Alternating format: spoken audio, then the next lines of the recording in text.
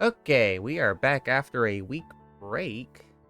And if I remember correctly, all we did last session was just a healing process in everyday life kind of deal. Yeah. Yeah. Okay.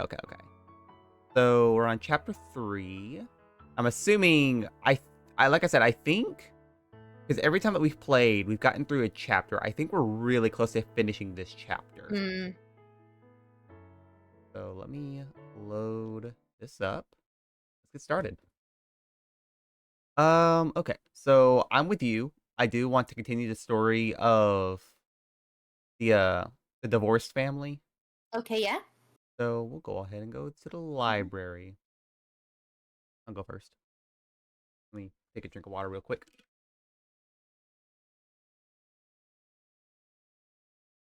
Oh no. Oh, that's awful. Oh God. Bad I water? uh so I had to like chop up a bunch of our onions because they were starting to go moldy.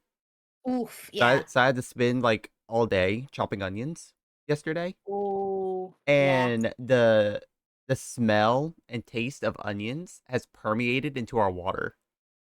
Oh. So I just tasted nothing but onion water. Oh no. Oh, it's rancid. Oh, hi, onion enjoyer. Listen, like I opened up the because I have a little like a little tab you pop open to drink the water, and I could just it just pungent onion smell. Okay, well, anyway, that's a way to wake me up. Mm. Okay. It just. I'm lazing around at the library, relaxing in one of the comfy chairs near the shelves, when the door opens. Two humans that I recognize walk in, Gwen leading Tommy by the hand. Of course, is it Jerby or Gerby? I can't remember. I think it was Gerby. Okay, Gerby is floating above them.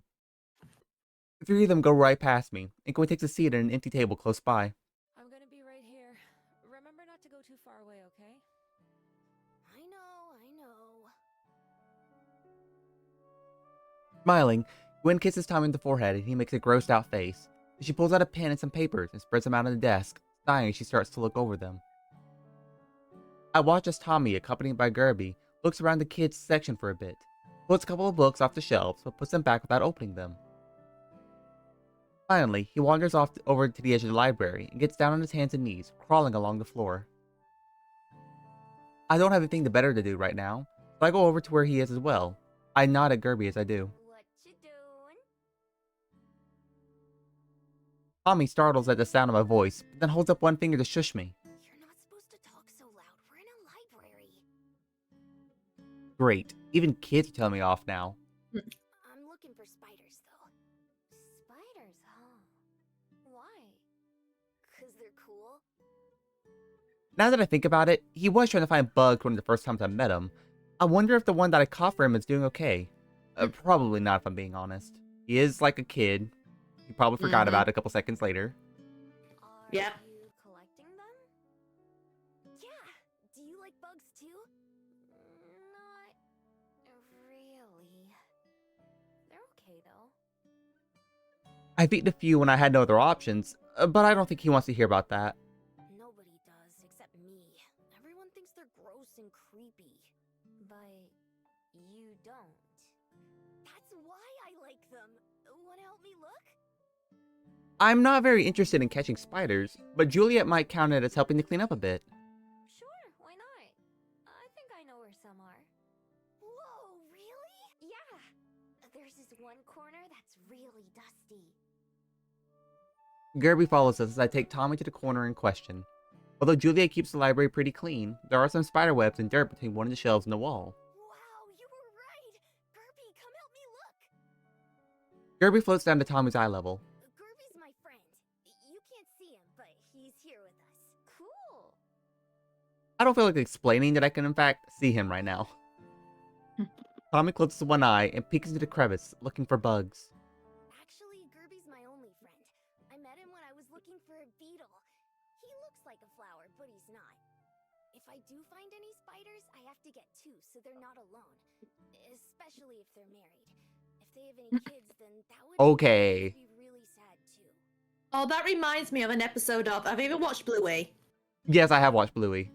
Do you know the water slide one with the bug? It's like we can't kill it because it'll have a mummy bug that they'll be very sad. God. It reminds me of that particular bit in the water slide episode. Considering that, like, also, sorry, Tommy, but spiders sometimes eat their mates. Yeah. Where's Daddy Spider? He's inside me right now. Hmm. I have to think that being taken away to be part of a collection would make them sad, but I keep that to myself. I crouch down to help Tommy look. There are some scraps of paper and a dusty pin on the ground, and plenty of spider webs above them. No spiders in them, from what I could tell, though. Do you know where else they are? I don't want to take him too far away. Best to stay in the main part of the library. Maybe up front? If any came through the door, they might have set up close by. We go over there and start looking. With Tommy inspecting the floor and behind the furniture, I'll poke around as well, checking some of the corners. As I watch him crawl around, it's hard to imagine him getting into fights like I overheard the parents talking about. He seems like a nice enough kid. Oh, found one! Ooh. Tom is kneeling down at the ground, pointing under a bookshelf. Both Gerby and I go over to see. Look, see it? Sure enough, I can see some kind of spider hiding in the back. I see it. Are you gonna catch it? Looks sorta scary. It could still be nice, but I don't know how to reach it. Maybe if we come back later, it'll be easier to get. Tommy spends a while hunting the rest of the library for more bugs, and I follow behind him for some of it. Eventually, Gwen straightens out all her papers over to her table, and it comes to collect Tommy. Tommy, what are you doing down there? You're gonna get all dirty. Looking for spiders. This lady was helping me. Oh, bless him. Gwen notices me and I wave. I'm sorry. I hope you weren't too distracted. Don't worry, I live here. Oh, that's convenient. Oh, okay. The two of us watch Tommy for a second, who still hasn't given up on the spider by the door. Gwen sighs.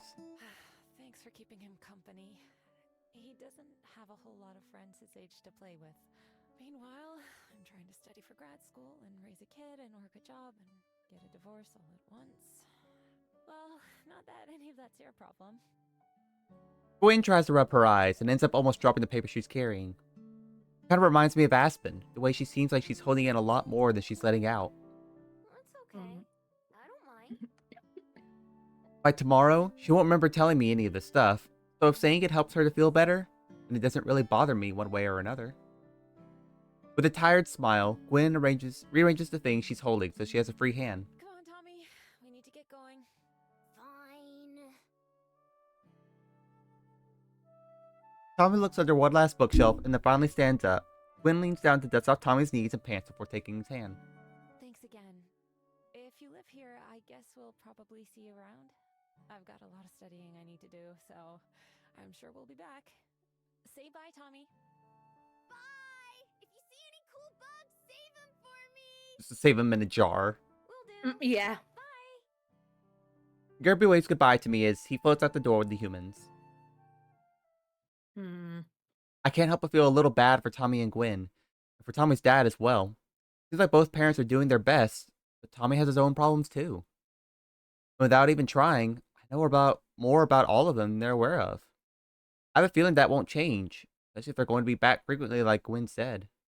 Now that I'm on my own again, I'll return to the chair I was occupying before and settle down for a proper nap. Sleeping on the job, let's go! Yay. Alright, I'll let you go. Okay. All day it's been showering on and off.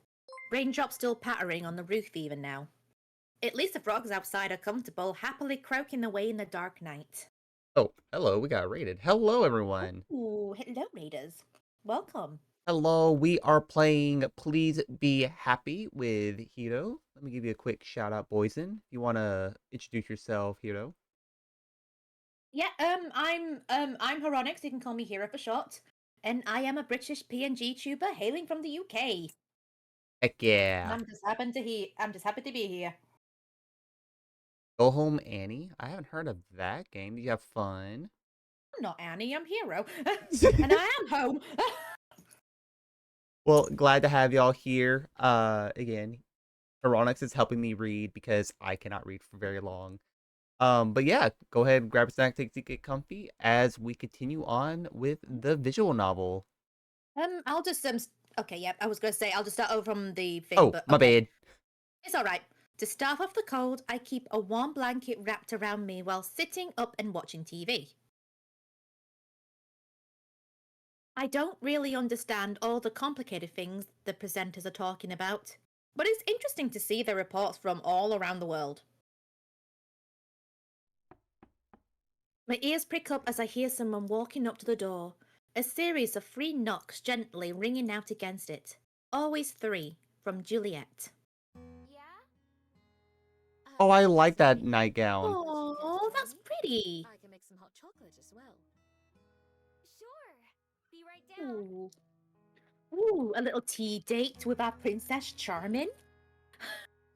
A warm drink sounds nice right now. Not wanting to leave my cozy blanket, I decide to hold it tightly around myself and waddle down to the kitchen with it. Oh, waddle. The stairs prove a little difficult, but I manage. There are already 2 mugs sitting on the table when I arrive, and the kettle is already steaming. As I take my seat, Juliet pours boiling water into each cup. Okay, like I do like her formal outfit, but I do like her casual wear too. I Again, yeah. vampires just have just the good sense of fashion. Oh yeah. What I was gonna say before you even asked me, huh? I had a feeling, yes. She pushes my mug across the table and my hands peek out from my blanket to cradle it. Happy for the warmth, I hold the mug for a while before tasting the steaming hot chocolate inside. I like the hot chocolate you make even better than the stuff at the Bell House. Don't tell Aspen! Yeah, I was gonna be like, well, fine then. I see how it is. I imagine Aspen wouldn't be. Do you ever go there? Now that I think about it, I'm surprised we've never gone together. We haven't. Oh, why don't we change that sometime then? Well, the thing is though, is that like Juliet wouldn't be able to go. Yeah, unless, she holds like a little parasol on, with her and for shade. True. Yeah, because she's... Instead. It has been a while since I've stopped by. Well, yeah, I guess you could do breakfast, but it's still like Yeah. sunny. Unless you specifically go on like a rainy day. Still carry a Ooh. parasol and such, but still. Mm. Sure. I've never gotten any food from there. Only drinks. You're in for a treat then. They serve delicious pastries and sandwiches. There's Ooh. a particular one that I know Aspen enjoys. Although I can't remember what it was. That's okay. I'm sure I'll be fine with anything they have. I can't remember the last time I tried something that I didn't like. That must come in handy when traveling the world so much, I'm sure. Oh, yeah.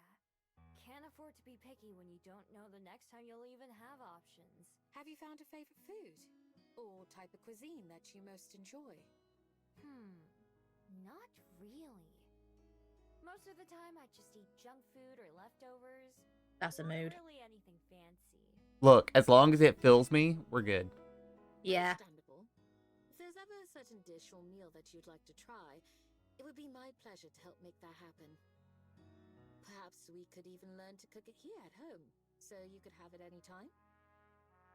Sure. Aw. I tossed that onto the mental pile over there's any... Oh, sorry. Oh no, What were you keep. gonna say? I was gonna say, just keep talking. I'm going to adjust the audio for the game itself, but since Yeah, sure. since I'm sharing, not sharing my screen, but sharing the display, it is going to cover up the game. So, Okay. yeah, I knew you were gonna be reading, but I didn't like want people to like. I'm breaking the immersion real quick because my audio tab is on the monitor that's covered by the game. So give me one Okay. second. That's fine. I toss onto the mental pile of... Did you lose it? Yeah, oh wait, no. Yeah, I think the stream is still like... Yeah, the game's gone. We can resume when you... Yeah, I'm sorry. No, it's fine. It's fine. I thought you were gonna add like into like the conversation part, so I went, oh shit, did I just start reading off all of a sudden? No. Okay. Well, Okay. now it's now Steam wants to do stuff. Mhm. Okay. Mm-hmm. Now I'm back. We should be good now. Okay. Go for it. Okay. I tossed that onto the mental pile of if there's ever anything that Juliet's offered me, I know she means well, but at this point, I can't remember anything she's said that about. The two of us continue to chat for a while, and I recount the full day's event with the elemental to Juliet, wrapping up my story at the point where I came home from the river. Oops, that reminds me. I never put away the wagon. Let me know where it goes, and I can take it upstairs when I go back to my room. Wagon? Oh, yes. Yes, of course.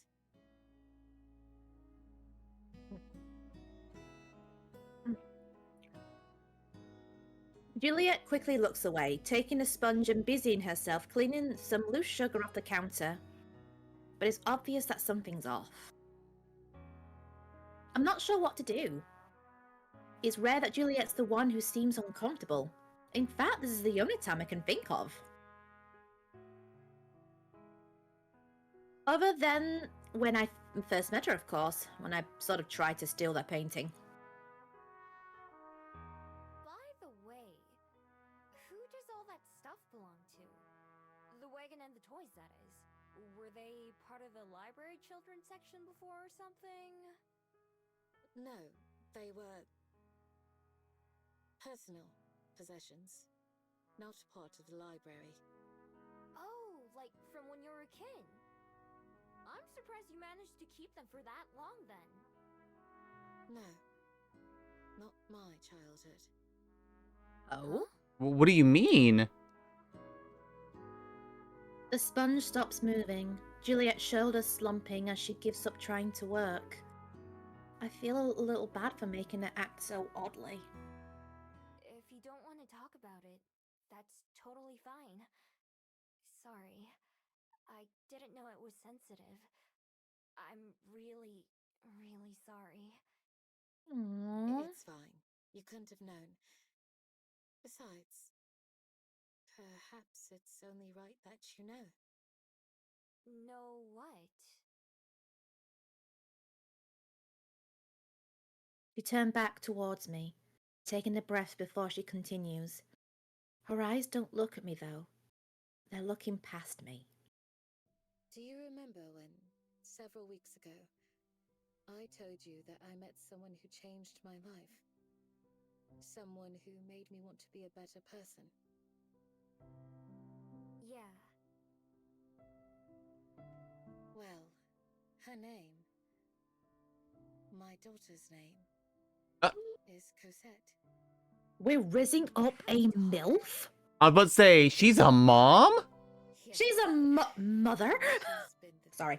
No, it's all good. It's all good. many years. Like, Oh, did not expect that at all. Though she's not of my own flesh and blood. Uh-oh. She was my child. What? Okay, so adoptive child. Adoptive mom. Oh, I love that. We love to see it. I found her on my doorstep one morning. Oh. Tucked into a basket with a blanket and scarf around her. It was cold that morning. So very cold. When I opened my door and saw the silent bundle there, I feared that she was dead. But she was not. She was so very alive, and despite the cold, so very, very warm. She was barely a year old, if that. Yet she didn't cry. She could have been there all night for all I knew, but she never uttered a sound. I brought her inside, of course, just so she wouldn't freeze. Beyond that, I was panicked and confused. I'd never wanted a human child. I didn't even know how to raise one. To this day, I don't know why whoever abandoned her chose my doorstep to leave her on. Of all places. But how wonderfully, impossibly lucky I was. Because she didn't cry, I thought she might be mute. But that wasn't the case. She had a great deal to say. And as she got older, she would talk and talk. Every word was like music, a melody to my ears only. Aww. I felt so fortunate and so unprepared. I suddenly had the life and well-being of another in my own hands. Her future, her everything. It was a responsibility I had never asked for, and likely would have never asked for if my life hadn't changed that day. She grew and grew, from a curious baby to precocious child, then to a confident young lady, and finally to a lovely woman. I couldn't have been more proud as a mother. Every graduation, every breakup, every smile and tear changed my life.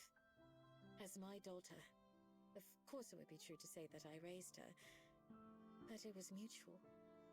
She also made me into the person I am today.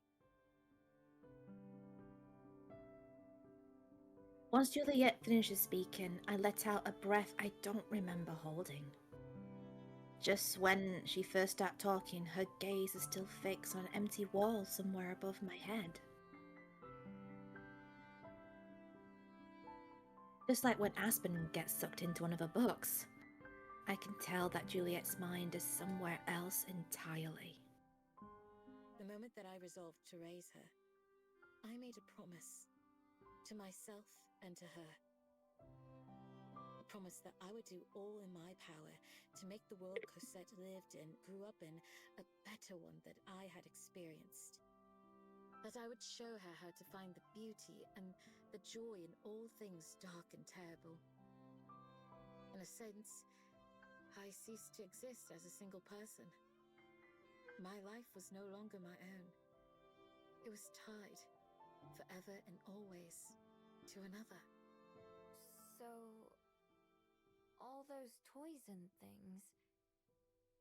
Yes, the treasures and mementos of another life. Of happy days filled with laughter, of scraped knees and tummy aches, of heartbreak and homecomings. I keep them there as not simply a reminder, but a tribute to those times. Whoa. I would have never guessed any of that. I never knew you were a mom. Her gaze returns to me, to the world that we're in now. She gives a little smile, but it looks fragile. Well, I suppose it's not something I speak of very often. Does she live here in Wellington? Could I meet her? Juliet regards me with a strange look similar to earlier, with the elemental. It's not that she looks angry, but she's thinking about something very hard. I stare back, not sure what else to do or what I might have said wrong. Like always, her expression soon softens. She is in Wellington, yes. A bit of a walk, but not too far. You can go in the morning if you'd like. It's been a little while since I have. I have a Sure, funny feeling. Yeah, I guess if no, you don't can't make, wait don't do what I think you're gonna do. I'm not gonna say it, but I have a funny feeling. So Yeah, yeah. I'll keep my mouth shut till it happens. Some business I yeah. must tend to myself. Will you be all right on your own, Miho? Oh, yeah, of course. Don't worry about me. Have a good night then. See you in the morning. See you. I'll be ready to go first thing. As Juliet leaves, I watch her go. It might just be me, but it seems like she left in a hurry without after saying all that. Maybe she and Cosette had an argument about something, or maybe she just didn't want me to meet the other people in her life. I'm probably just imagining it. The way she talks about Cosette was so different to the way I've heard Juliet talk about anything or anyone else. I can tell she cares a lot about her. Hopefully, it'll make more sense tomorrow after I get to meet her. When I finally decide to head up to my room, I take the wagon back first, as promised. I have to pick it up and carry it to get it up to the stairs. But fortunately, it's not that heavy, even with my blanket bunched up inside. Once I get to the second floor, I put it down and drag it to the rest of the way to the storage room. After pushing the wagon into its empty spot, I take a proper look around, now that I know what this room actually contains. More than just toys, I also spot a rack of clothes and stacks of books and all kinds of other belongings. The whole room is pretty packed. Slowly making my way back to the door, I carefully maneuver between a rocking horse and a dollhouse, taking care not to step on anything or knock it over. Taking one last peek around before I head to my own room, I get the feeling there's nothing missing from Cosette's childhood in here. I can't say for sure, but it certainly seems like Juliet hasn't let anything go. Okay, I'll go from here. Yep.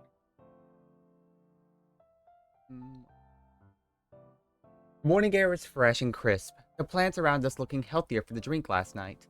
A handful of small puddles here and there are all that remains of yesterday's rain, likely to be completely dried up in a few hours. As I stand by the front door of the library, Juliet walks up beside me and unfolds her parasol, bringing it over her head. Shall we depart? It's about a 30-minute walk from here, so perhaps we'll take a ride back once we're done. Yup. Will you be okay in the sun with that? Yes. It's still early enough that I don't need to worry too much. Lead on then. Stepping out into the brilliant morning, I stretch and roll my shoulders. It's a nice day, not too cold and not too hot. As always, Juliet's steps are measured and even as she walks. Her parasol bobs with each step, making it look like she's wearing a big hat from this angle. I smile to myself at the image as I skip along beside her. Even with protection from the sun, it's rare to see Juliet out in the daytime. So, I was wondering something. If your daughter lives so close, then why doesn't she come to visit more often? I've been here for a couple months now. Although she clearly heard me, Juliet doesn't answer. Maybe it's too personal a question, because things are tense between them. I've never seen Juliet not answer one of my questions before, so I don't push it. Yeah, I think I know where this is going. Yeah, oof. Juliet remains quiet as we keep walking. That isn't unusual for her, but I still feel a little awkward. Sorry if I shouldn't have asked that. No, it's all right. You'll see when we get there, though. Okay. We head in a direction that I haven't explored before. We're in the same area as the gardens, but not quite the same spot. A massive green hill watches over us from one side, while trees blanket the other. After crossing a small bridge that runs over the highway, we reach another beautiful area. The concrete path we walk along is lined with bushes and flowers, and occasional decorative lamps. There are a few houses peeking through the trees which ring in the area, but most of the field is still covered in nature. Whoa. Are we getting close? Yes, we're very nearly there. This is Bolton Street Park. She's pretty lucky to live in a place like this, huh? Even as a child, Cosette had an affinity for the woods and trees. I get that. I'll bet she would love to be able to turn into a bat or a fox. I'm taken off guard by Juliet letting out a great laugh. I don't think I've ever seen her like this. A little giggle or rarely a chuckle from time to time, sure, but never anything so relaxed and sincere. A grin spreads my face just from watching her.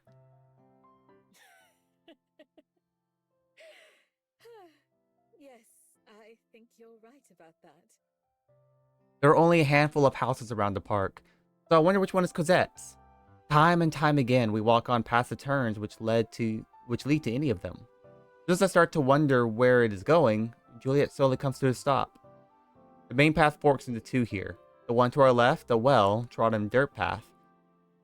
There's a sign, but I can't quite read the writing yet. Everything okay? We're not lost, are we? Heavens, no. A number of tall trees shade the path that we're on, giving enough protection for Juliet to slide her parasol shut. Takes a deep, silent breath, then smiles and gestures on the offshoot before us. It's right this way. Just a little further. Nodding, I follow again as she leads us onwards.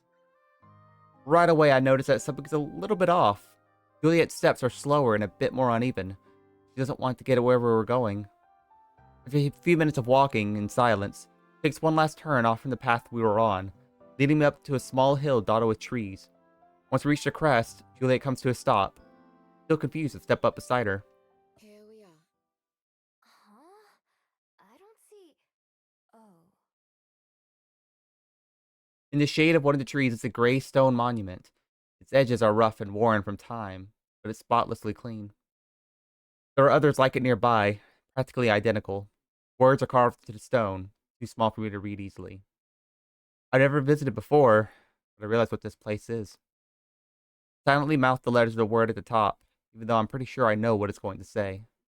There's a C, then an O, and then an S. Cosette's grave is preserved perfectly. I'm sure Juliet wouldn't stand for anything else. I'm sorry. I didn't. It's okay, Mia. I'm aware you didn't know. But I wanted you to. She turns back to the grave, gently running a hand over the carved stone. My beautiful, precious daughter passed away years ago. Almost 2 decades by now.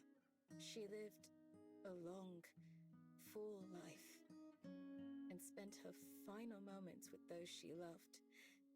The last words she told me, the last words she ever said to me. Juliet's shoulders shake without a sound as I stand there, helplessly. She shudders as she takes a deep breath. Were that she couldn't have been happier. What was she like? She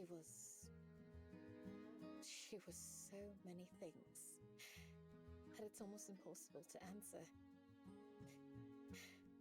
I think you would have liked her. I'm sure she would have loved you. She was adventurous and free, sometimes stubborn to a fault. Once her heart was set on something, there was no stopping her. Everything she did vividly, to the fullest. Even if the very laws of existence told her something was impossible, she would try anyway. She was endlessly kind, with compassion for every living thing, from the smallest insect to the largest, most ferocious beast. She saw the value in all of them. She gives a small smile as she looks at me, even as tears well in her eyes. I gulp to try and force down my own emotions. You should have seen her as a child. She would talk your ear off.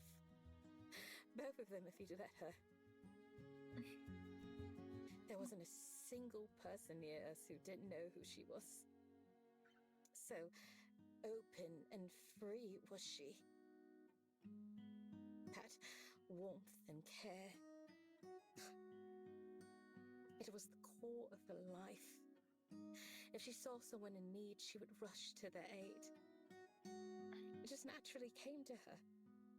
If you or I see someone hurting, we may choose to help. For Cosette, it wasn't a choice.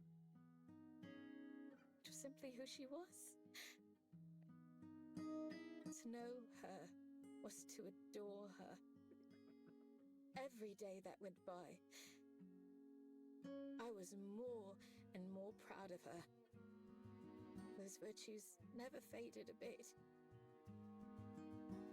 Even on her last day, she was worried for me more than anything. I promised her that I would...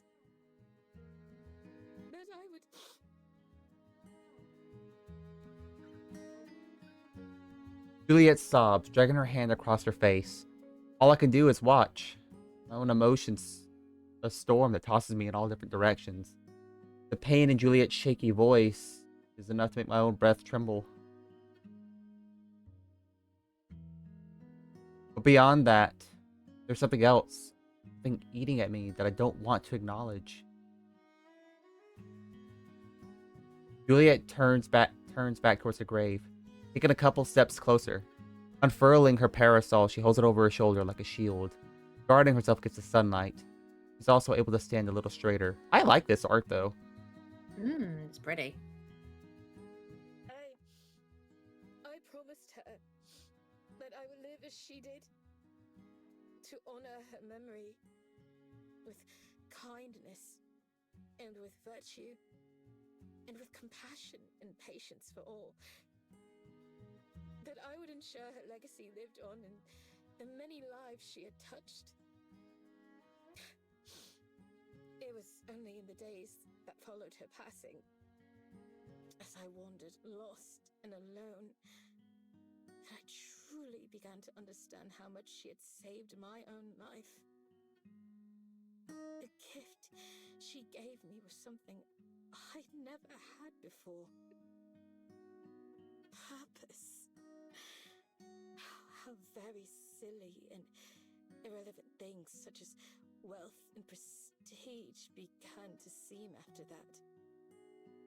Those were fleeting concepts, born as a misplaced need or desire. There was something that could be much greater. Something well beyond money and power. Love. As a word, it's difficult to understand. To hear the poets speak of it, there's nothing mightier and nothing softer. Love was either everything or it was nothing. But it always seemed so trite, so mature. An attempt to create meaning where there is none. And yet, I've found that the poets were right. They were so right. You and I, Miho. To be able to live on, unaffected by time's curse, must surely seem a blessing to some. But that time is meaningless without something to fill it. To those of us who walk alongside Father Time, rather than fleeing him. It's awfully lonely. When I first became a vampire, I told myself that I had no more need for humans, that I was beyond them. Now, I realize I was afraid. There's a simple contentment and joy that can only be found in experience and age, I've learnt. Wisdom does not exclude humans, but to look on as once vibrant hair fades to grey, and as once strong hands soften their grips, as once treasured memories become distant, there is pain. To watch someone you love grow up is beautiful. To watch them grow old is to suffer. Cosette lived into her 80s. A good, long life for a human. Even as her flesh started to fail her, her mind never did. She was sharp as a sword and quick as a fox. For a human, there is no kinder, gentler end than that of old age. And every day, I'm thankful that Cosette was one of those lucky ones. To slip away peacefully and painlessly. As I held that soft, shaky hand for the last time, I wished desperately that I could trade places with her. I would have done anything to give her just one more day, but there was nothing to be done. Cosette passed on with no regrets, and a smile on her face. She lived as full a life as any human could live. And when she was gone, I was still there. my flesh not a day older than when I met her. It was then that I realized what a cruel gift immortality could be. What a slow, repetitive torture if I chose to let it. So for the sake of Cosette's memory, and of the promise I made, I swore that I would continue to live as I had not lived before. For virtue, for friendship, for others, for tomorrow. To die is human. To live is a privilege. Oh, man. Shit. With absolute clarity, the storm inside me calms as I pass through its eye. There's a sense of finality in Juliet's words, which leaves them ringing in my ears as I stumble backwards without thinking about it. To die is human. All humans. Cosette, someday Aspen, but also, even mine. My person. Understanding hits me like an arrow to the heart, and I barely notice the look of surprise on Juliet's face as I transform, turning tail and fleeing into the forest. Yo. My person, the one I've searched for my entire life, is dead too. Long dead. No matter what happened after they left the forest, the nature of their human lifespan means that they lived lifetimes ago, generations ago. They run further and further away, one thought echoes above the others. All this time, all these years, all these decades, they've been for nothing. I dig my claws into the earth with every step, tearing at the roots and leaves. I do know the name of the feeling pulling and tugging at me, the one that had taken over Juliet as we stood there, one I've heard of but never felt until now. Grief. Every lie, every theft, every struggle and hardship, everything. For nothing. That word swirls in my head, a dying leaf drifting towards the ground, falling and powerless to stop itself. Finally, I come to a stop, not even knowing where I am or for how long I ran. Just stop when I lose the will to run anymore, transforming onto my knees. Every decision I've ever made, every place I've ever gone, had all been in service of one dream. Over time, I grew to rely on it. I didn't have to think or make a difficult decision for myself. Instead, it was like I had a path to follow, however long. That path wasn't actually leading anywhere. All it did was take me far away, leave me on my own. Rising to my feet, I look around this area. Although the trees and slopes remind me of Mount Victoria, I don't recognize it at all. Juliet's nowhere to be seen. The sprawling sunlight means she couldn't join me even if she wanted to. Even if she found me, I wonder if she's looking. Juliet, who always seemed so calm and put together, behind that mask, she was hiding all these feelings. What else don't I know about her? What else has she been keeping to herself? Is it just more pain? An ice-cold chill runs down my spine, making me shudder as I realize something else. She must have known too, that my person was dead. Just figured it out right away, yet she never told me. Aspen too. Suddenly, every pained look or topic change whenever I brought up Jungin makes sense. They both knew and were hiding it from me all along. This whole time, letting me go on and get my hopes up, without ever stopping me or telling the truth. It was so simple too. So obvious. If I just thought about it for a bit myself, I'd have realized that humans live and die much faster than my kind do. Sighing, I sit down on the grass and, wrapping my arms around my knees, I mash one palm into my eyes to wipe away the tears that are there. Stop crying, Miho. With a few deep breaths, I manage to fight away the stinging pressure and keep myself from breaking down even more. I sigh again once I'm certain it won't turn into a sob. Now that the initial shock has worn off, the pain in my heart has gone from a sharp stab to a dull throb.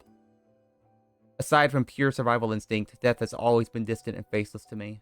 But now I have to look it in the eye. My time with Jungin was short, thousands of times shorter than the time I've spent looking for them since then. Still, all I had. Where do I even go from here? The sun is getting higher, so Juliet must have made her way home by now. Might even be waiting for me to come back. We both know I have to at some point. It's getting hotter for me too. Shakily, I rise to my feet and look around again, actually trying to get my bearings. I have to. I can just go back in the direction I came from until I find somewhere familiar. Start walking back towards the library. The only place I have to go. I may think of it as home for now, but I can't help but picture Juliet's sobbing face.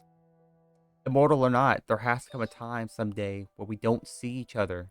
That will be the end of our memories together. Or at least her memories of me. Same goes for Aspen, as Mortal's Cosette. Aren't I just resigning myself to feeling this pain again someday? Potentially even stronger? Maybe she was right. The other Gumiho. Maybe I don't belong anywhere. So I like how I named this stream the healing process, just as like I couldn't think of anything to call it. Boy, Yeah. I kind of nailed it You here. did. You absolutely did. Jesus. All right, here we go. By the time I get back to the library, I'm exhausted from the walk and sun. I throw open the library door and go inside, walking past my empty seat at the front desk. Juliet's nowhere to be seen, only patrons. They've always managed just fine without me, though. Plodding up to my room, I grab my blanket from my bed and wrap it around myself before I lower myself to the floor. That's when the tears hit me again, and this time I can't hold them back. Slouching onto my side. I don't even try. There's no point. As I expected, in less than a minute, there's a sound at my door. I swear, if this is like a customer, I'm having a moment here. Free knocks. Always free. Miho? Is that you? Are you alright? I don't respond. I don't even know if I want to see Juliet right now. She's part of this too, after all. She pauses outside for a moment, but a few seconds later, Juliet opens the door anyway. Oh, Miho. The pity in her voice tells me everything I need to know. I can only imagine what I must look like, covered in blankets and lying on the floor. I must look pathetic. Childish. It must be how I always look to her. Miho. I'm sorry. I didn't mean to. Juliet trails off, but still inside the door. I can see her legs and cane, but not her face. I can picture the concern on it, though. Didn't mean to what? The words came out as a growl, surprising even myself. But I can't pretend. Not now. She let herself in here, she can deal with it. Her cane sways from side to side as she wrings her hands, almost knocking into the wall more than once. Mean for you to put things together this way. Such a painful way. I wanted to. So you did know. I cut her off without thinking as she confirms my suspicions. With one arm, I pushed myself up, letting the blanket fall away from my face as I glared daggers at Juliet. Pardon? You knew. Slowly, I rise to my feet. My head is pounding and I can hear my blood pumping as anger rises through me, bubbling out like liquid magma. All this time they've been dead, and you knew, didn't you? You probably knew from the first time I told you about them, right?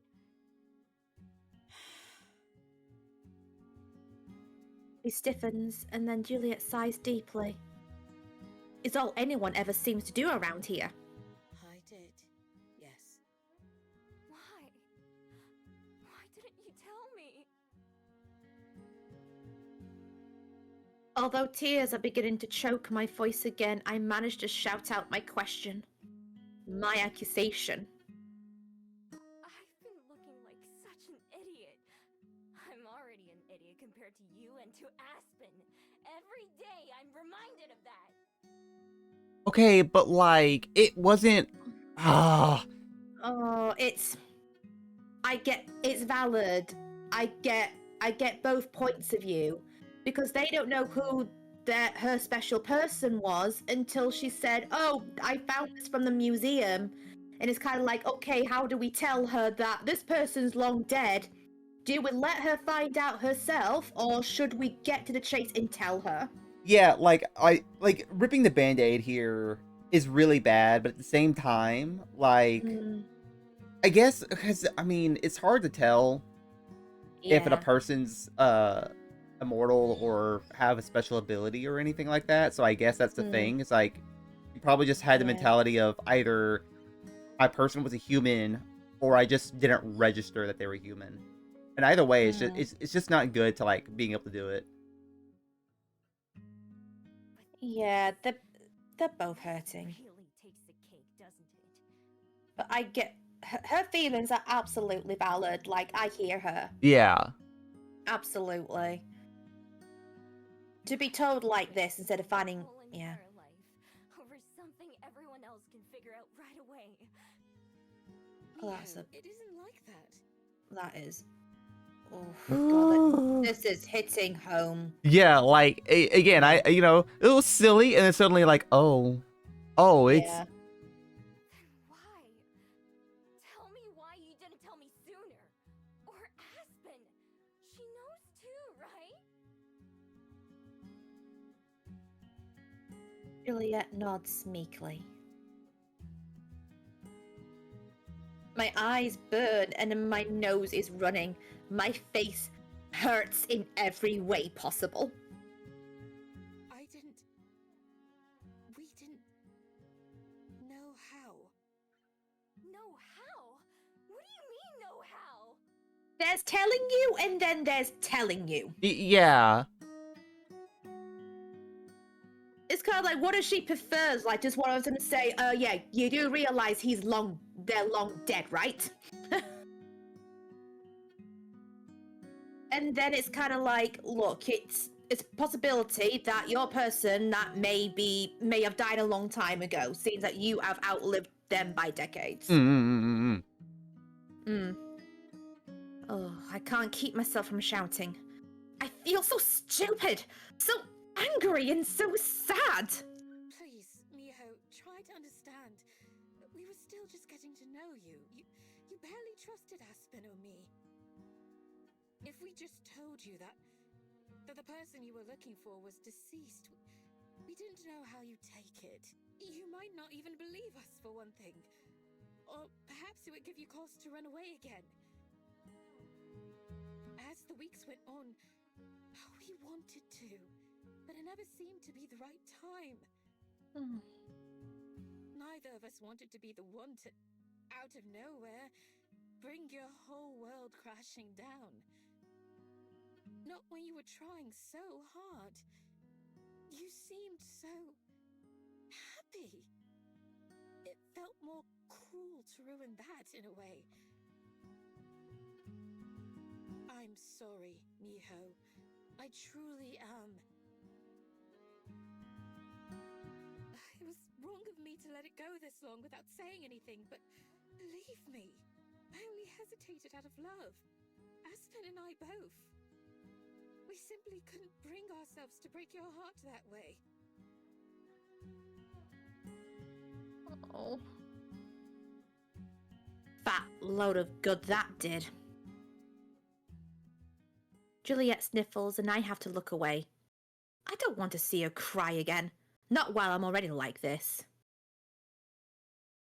Stooping down to the floor, I pick my blanket back up and wrap it around myself again. Even as I do, I can't help but think how this is not really my blanket, it's Juliet's. She just lets me use it. Like everything else. Go away. To my relief, she doesn't try to argue, doesn't even say anything else. She just nods and silently leaves the room. The second the door shuts behind her, I collapse onto my bed, put my pillow over my face, and succumb to my grief. What is grief when it's love not preserving? Jesus.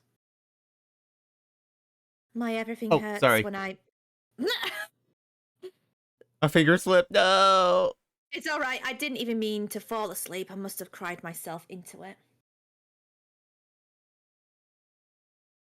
The memories of yesterday don't give me a chance to wake up before they flood my brain, pulling a groan out of me in response. I want to get up. I don't want to leave my bed. What's even the point? Still, I know I have to.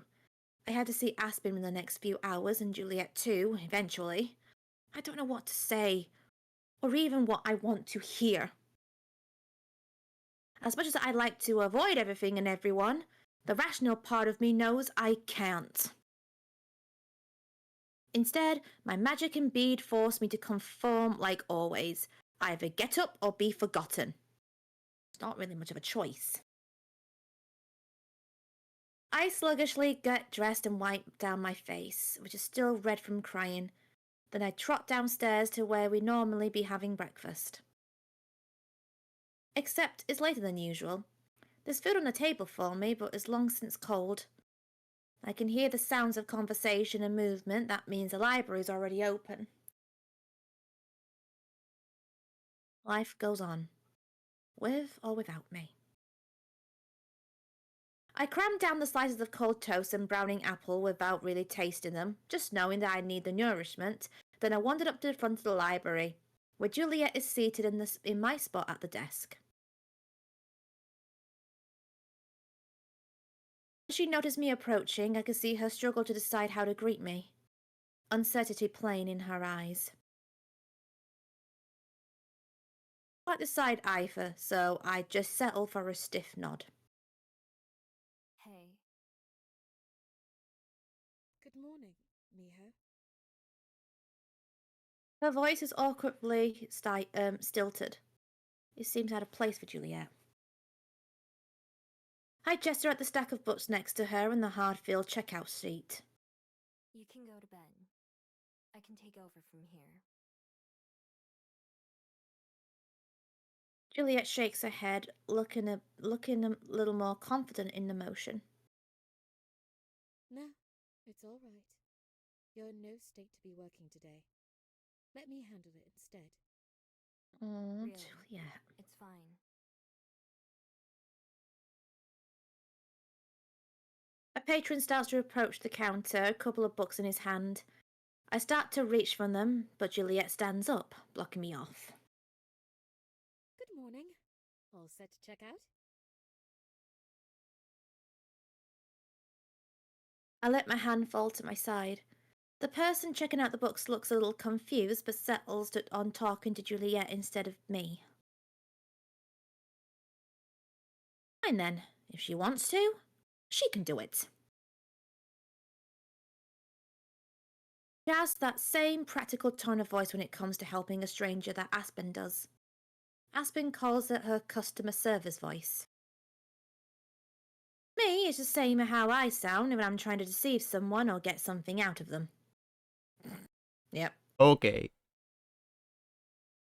The difference is, I'm not sure I can pull off mine. Whew, the only difference is I'm not sure I could pull mine off now, like she can. Then again, it seems like Juliet must have always been good at hiding her feelings. Wordlessly, I turn around and step out from behind the desk, passing by the guest on my way out of the door. From the corner of my eye, I can see Juliet watching me as I go, even as she deftly handles the checkout.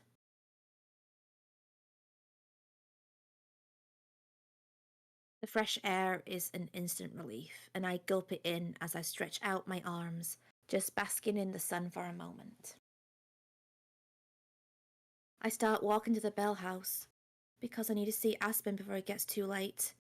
Fortunately, we had a late breakfast yesterday, so I have a bit more leeway than usual. I do my best to keep my head empty on the way there, because if I let myself think, it'll turn bad. So instead, I just focus on putting one foot in front of the other and on paying the minimum amount of attention to my surroundings. Just enough to get me there. Aspen herself is working the counter as I enter the cafe, and she waves eagerly when she sees me. Oh, Miho! I was just thinking of taking my break early to come see you. Juliet said you were feeling a little under the weather this morning. I'll go from here. I make my way up to the register, staring blankly at the menu. I could actually read some of it if I tried, but I'm not. I can see what she means. Are you alright? I shrug. Yeah, I'm fine. Let me You're get, not. The names of the different drinks that I like all swirl around in my head, but somehow picking one feels like an impossible challenge. I wasn't actually yeah. planning to stay or get something to drink. I started ordering out of habit. whatever you recommend. Frowning, Aspen taps something to the machine. I reach for my wallet, but she waves a hand to stop me. It's on me. Go sit down and I'll bring you something soon. Thanks. Leaving her to that, I trudge to a booth and sit down, resting my head on my arms and closing my eyes. I could have just come inside and left again as soon as Aspen saw me, but I know that I wouldn't feel any better anywhere else I could choose to go. At least this way, I get a free drink out of it. I'd open my eyes until I hear the sound of Aspen setting a cup down in front of me before taking a seat herself. Thanks. Again. Sitting up, I have a taste of whatever it is Aspen brought me. It's scalding hot and bitter. What's in this? Coffee! What else?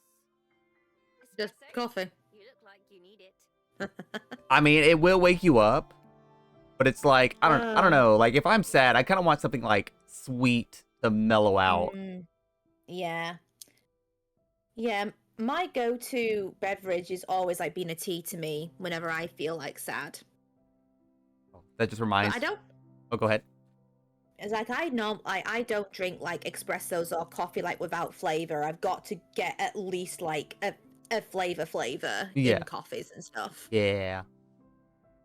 Because that reminds me, like last night, wife asked me, it's like, hey, you want to make some cookies? And it was like 6 o'clock at night. I'm like, I guess. So I made some chocolate chip cookies with some orange tea. That was like just a good, like, just a calm down, relaxing like meal after dinner. Yeah. Aw. That's cute. Gingerly, take another sip, bracing myself against the heat this time. One of your recipes? No, I don't know who invented it, but it's been my go-to for years when I need a pick-me-up. Don't you feel more awake now? The aftertaste lingers in my mouth, but I drink some more anyway. Unfortunately. Then it's doing its job. You really do look a mess, though. Were you crying? Aspen doesn't know. Yeah, wait a minute. As soon as Aspen takes a second to look at my face, I see her take on that same look of concern as Juliet. I raise my cup to my lips again just to hide myself. Yeah? There's an awful scraping sound as Aspen slides her chair a little closer to mine, taking one of my hands in hers. Pull away immediately. Give her some space. She needs to process. Oh, I get it from both ends. Sorry. Fuck. I should have asked first. What's wrong? Did I do something? I mean, you didn't do anything, but you did, so, like, it's just hard. Yeah. It's like you did and then you didn't. Yeah. Her face starts to redden. I already know what's coming next. It's fine. I don't know how to respond, so instead, I opt for a question that's been lingering on my mind. Do you know who Cosette is? Cosette? No, I don't believe I know the name. Is she a friend of yours? No. Don't worry about it. If Aspen doesn't know, I'm not gonna be the one to tell her.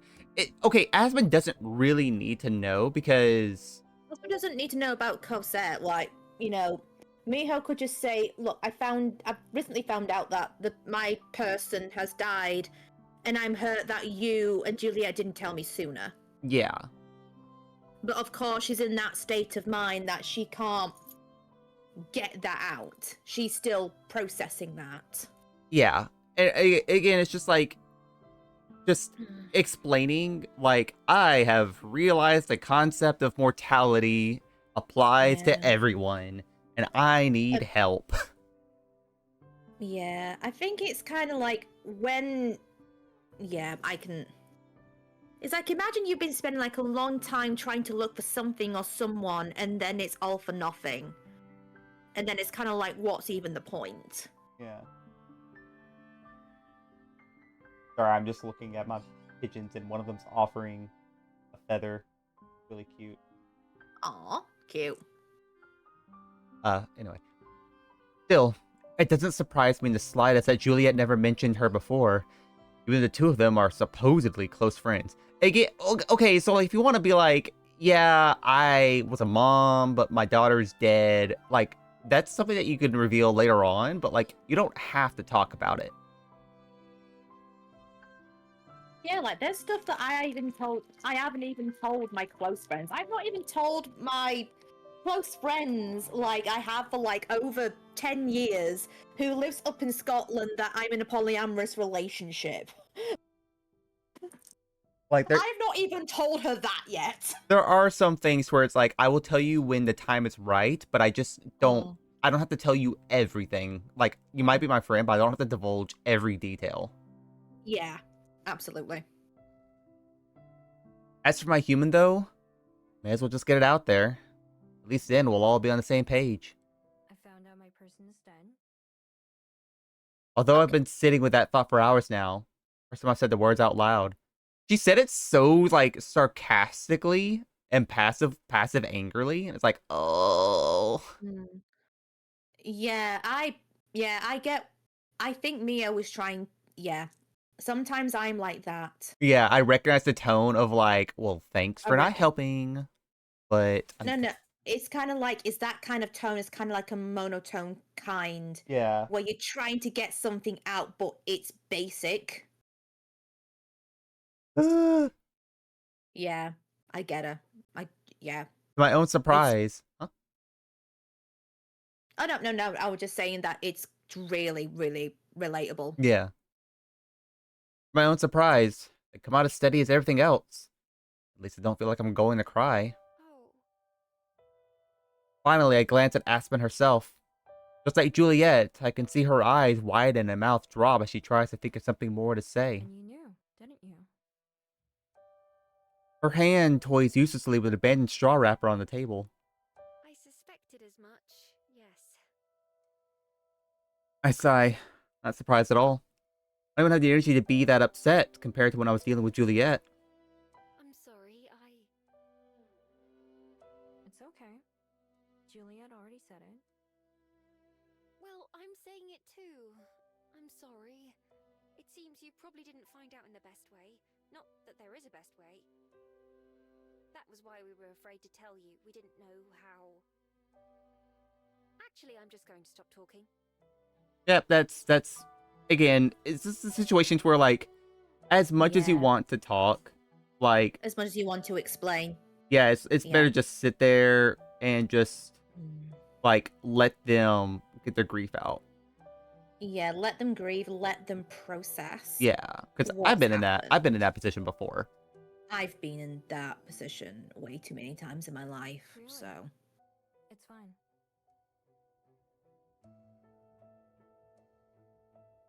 I cut her off flatly before she can start over apologizing. Being apologized to makes me uncomfortable, like an itch I can't scratch. Putting my chin in my hands, I look out the window to the sunny day outside. It's as nice as it ever is here. I just wish you would have told me. In our reflection, the aspen nod. If it makes you feel any better, we were going to soon. We'd already decided, but not on how. I assume Juliet told you. More or less, yeah. She said something that made me figure it out. I see. Both of them just accepted my being upset so easily. Neither of them tried to argue or anything, just apologized. I'm not sure how I feel about that. It's like I'm not sure if Aspen's words make me feel better or not. But also, I have to ask what I'm getting out of doing this to myself, and to her, and to Juliet. Sitting here silently, stewing in my emotions. What felt like burning rage last night now feels less explosive. I do wish they'd been more honest with me, but they were both just trying to be nice. It's not like I haven't done the things they were afraid of before. Run away. When that's the case, is it really okay to still be upset with them? Sorting through complicated emotions is difficult. I like when things are straightforward and I know to be sad or mad or something else. Right now, seeing how sad it's also made Juliet and now Aspen doesn't make me feel better either. If nothing else, I should at least tell them how I feel, or try to. Closing my eyes for a beat, I make my first real decision since leaving for Cosette's grave with Juliet yesterday. Are you busy tonight? I want to talk with you and Juliet. Together. She startles at the sound of my voice. I guess she didn't expect me to say anything else. I'll be there. Just tell me when. I don't know yet. I have to ask Juliet, but I'll have her let you know. Okay, that works for me. I stand up slowly and Aspen does the same. I can tell from the way she's still fidgety and nervous, though, that something's bothering her. The tiny pop as she snaps paper straw wrapper in half. Can you tell me one thing, though? Are you leaving? She's really worried about that, isn't she? I feel a bit more confident about one thing as I shake my head. No. I won't go anywhere. Okay. Okay, that's good. That's Okay. good. I was hoping that she wouldn't be like, well, no, I'm gonna leave because you guys lied to me or didn't want to talk to me. It's like you're being an adult, which Mm. is hard. I understand. But like at least she's like, no, I'm not gonna go anywhere because like you guys have been helpful. Mm. Okay. I'll let you. Well, Jesus Christ. Okay. we're all meeting up at the botanical garden. Hey. All right, I'll let you go from here. After getting back to the library, I made the same request to Juliet about being able to talk together. Not only did she agree, she suggested we go somewhere else, just for a change of pace. We shared a quiet taxi ride up to the Botanic Garden, not far from Cosette's grave. Neither of us tried to talk, which suited me fine. I spent the whole ride trying to think what I want to say. I imagine Juliet did the same thing. The taxi driver drops us off close to the entrance as possible, tipping his hat in thanks as Juliet pays him before driving away, leaving the two of us mostly alone. There are a few people around, but more of them are leaving than entering at this time of the evening. One of the people, a figure sitting on the bench reading, stands up and approaches us. When they step into the light, it turns out to be Aspen. It's certainly a new feeling to be the one waiting, instead of waited for. Hi, Aspen. Good evening, Aspen. I hope we didn't keep you waiting for long. No, not at all. Besides, I can hardly complain when it gives me an opportunity to catch up on some reading. I thought about exploring the gardens a little, but I wasn't sure I'd be able to find my way back out. There are worse places to be lost, at least. Thank you for indulging my request to come here in the first place. It was a good idea. Not to say the library's gotten boring, but we never really go anywhere else. I feel better now than I did this morning, at least enough to make a couple jokes. A lot of things still weigh heavily on my mind, but I'm determined not just be an emotionless rock. That wouldn't help anyone. Precisely. I've never been here before either, so I'm eager to see the gardens. It's been a while since I've been here myself, but I believe I remember a nice spot. I used to visit. Instead of finishing her sentence, Juliet simply begins walking. Her cane makes a steady click-click sound as it taps against a stone path. Aspen reads off some of the signs as we pass by, Signs which I, of course, have never given a second glance at. Stonebridge Gully. That sounds rather poetic. Perhaps I'll use it in a story sometime. Ah, Pine Hill Path too. Whoever named these gardens was having fun, weren't they? Jill still seems preoccupied, not ignoring us, but not seeming to pay much attention either. She does wait while Aspen pauses to read one of the big signs that talked about the gardens. She writes a little bit in her notebook, then scurries back to us. Sorry, one of the photos there caught my eye and I wanted to take some notes for further research. I hadn't realised there was more to this park than just this one garden. Really? Like what? There's an old estate for one thing. Also another garden just for native plants. There's even a cemetery not far away that's apparently part of it. The steady rhythm of Juliet's cane misses the beat, but she keeps walking. After a short uphill stroll, we reach our destination. A small brick path juts off the main road, leading to an overlook covered by a glass roof. Sorry, my phone was ringing. No, it's okay.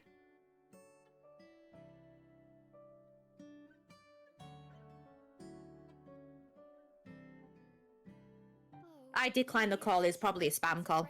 It's fine. No, you're good. You're good. I have to agree. Aspen walks slowly to the edge of the overlook, pressing a hand against the glass as she looks out over the view. I stand beside her and do the same.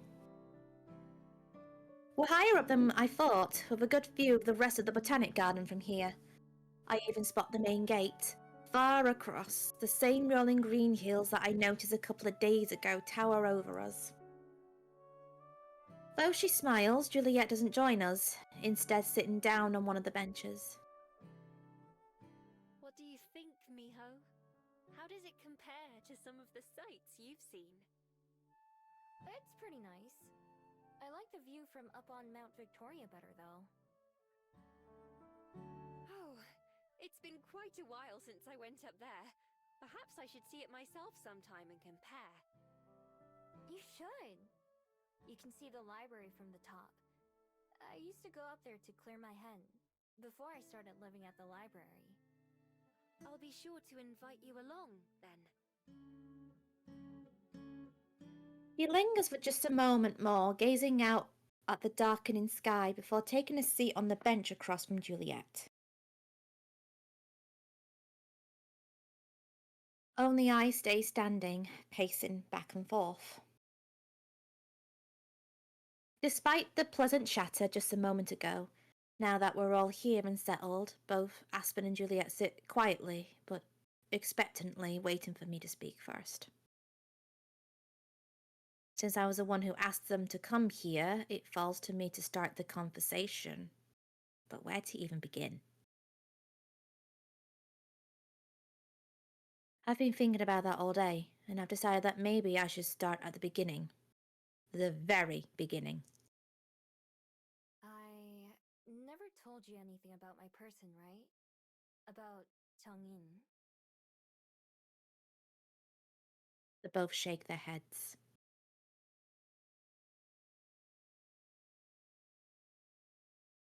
Taking a deep breath and clearing my throat, I close my eyes and cast my mind back to the forest all those years ago.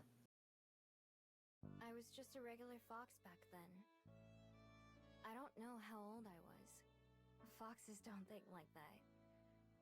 All we know about is eating snacks and lying in the sun. That was all I really did, all day long. No hobbies or jobs or responsibilities. Just existing. I knew what humans were in the same way I knew what leopards and bears were. Big and scary and something to avoid. It was rare to see one in the forest, but it happened. Most of the time, They were noisy enough that you could hear them coming from far away and hide. That was the first thing that was different about my person, Tongyin. I was taking a nap in one of my favorite spots, an old log that had fallen over. Tongyin came all the way over and sat down before they woke me up. And when they did, I panicked. I ran and hid as fast as I could. I think they were surprised too. They didn't try to catch me or stop me. Instead, they kept their distance and tossed me a little bit of the meat they were eating. I didn't trust them and didn't know why they were sharing, but it smelled pretty good.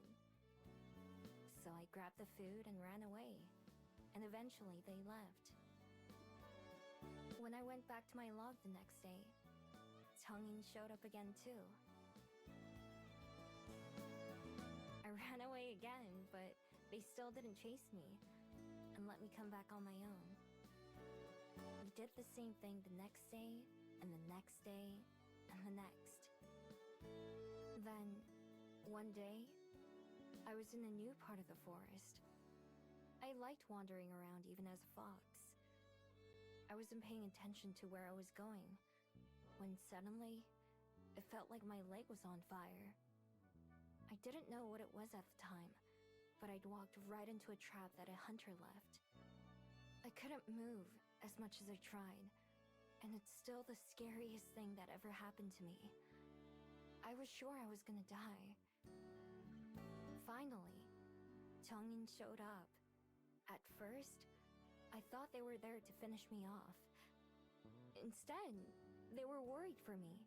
They knelt down and got my foot out of the trap, and then wrapped it with a part of their shirt to stop it from bleeding.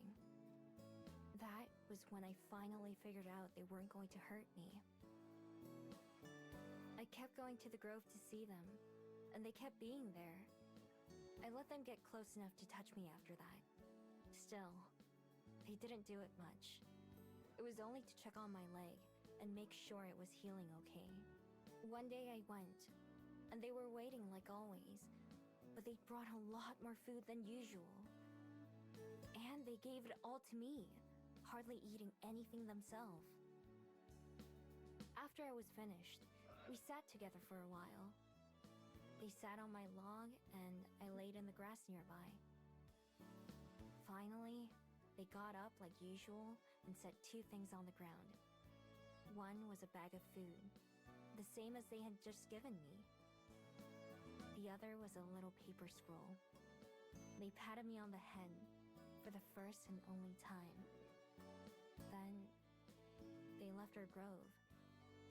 At the time, I didn't think that day was anything special, other than the extra snacks. But it was the last time I'd ever see them. When I came back the next day, they weren't there. I waited, just in case they were late, but they never showed up. The scroll they left and some of the food were still there. Other animals had taken a lot of the food, but they didn't want the paper. I took the scroll with me when I left. I didn't know what it was, but it was theirs, so it had to be important. My only option was to carry it in my mouth. I went back again the next day, expecting them to show up, but they never did. I don't know how many more days it took before I realized they weren't coming back. Once I did, it was all I could think about. I kept looking for them, but I couldn't find them, as much as I wanted to. I didn't even know why I wanted to see them so badly. Just that I did. While I was thinking about that, I started to choke. Something came out of nowhere and was stuck in my throat. Finally, I coughed it up. A bead. I'd never seen it before, and definitely never swallowed it. I left it and went back to my den, but it was waiting for me there too. No matter where I went, it was always waiting. So finally, I touched it with my nose. Everything after that happened so fast. 1 second I was there, just a normal fox. The next, I was in this new form, not sure how or why. Some things came to me naturally, like using my new body and walking on 2 feet, and even how to turn back into a fox.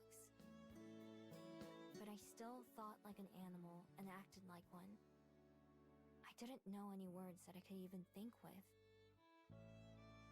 I had to learn those, and all kinds of other human behaviors the hard way, after getting chased away from villages and strangers that I met. Over time, I learned how to hide and blend in, and steal, and just how to survive. I followed Jung-in's scent all the way to the ocean. I'd never seen so much water, not even close. I had no idea how huge it was. I boarded a ship like Jung-in had, not knowing that it would take me somewhere different than the one they took. And I've been looking for them ever since. When I opened my eyes again, they were heavy with tears, but this time I don't try to hide them. I didn't mean to talk for so long, but once I started remembering, everything else just came naturally. Turning to face Aspen and Juliet, I see that they're crying too. Oh, Miho. They sound like they were a wonderful person. I can see why you never stopped searching for them. They were truly special, weren't they? Yeah. Yeah, they really were. Remembering how their hand felt on my head and the softness of their touch as they inspected my leg, those thoughts hurt as much as the hunter's trap did. But also they make me smile too. I've often worried that they might have forgotten me, but I don't think they did. They only knew me as a fox before I had any magic, so the memories should have stayed intact. Those days weren't long, but they were special. To me, and I hope to Jung-in too, and so I didn't want to let them become painful memories. I want to smile when I think about them. Anyway, I'm sorry for getting so mad at you yesterday, Juliet. And for how I acted this morning with you, Aspen. I know that you both just wanted to keep me from getting hurt. But that's another thing, too. It feels like you're always looking after me, or taking care of me.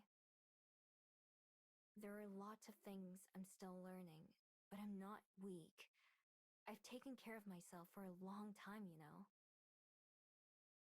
So, I don't want it to be like that anymore. I want you to be honest with me from now on, both of you. Even if it's something that would make me sad or angry. I promise that I won't run away without saying anything. I won't just disappear no matter what happens. Because if we're really friends, then we should trust each other, right? That's one of the things I've learned. Having said everything I wanted to, I finally sit down, taking a spot between the two of them, just like at breakfast every morning. For a second, the three of us sit there quietly. Then Juliet begins to speak.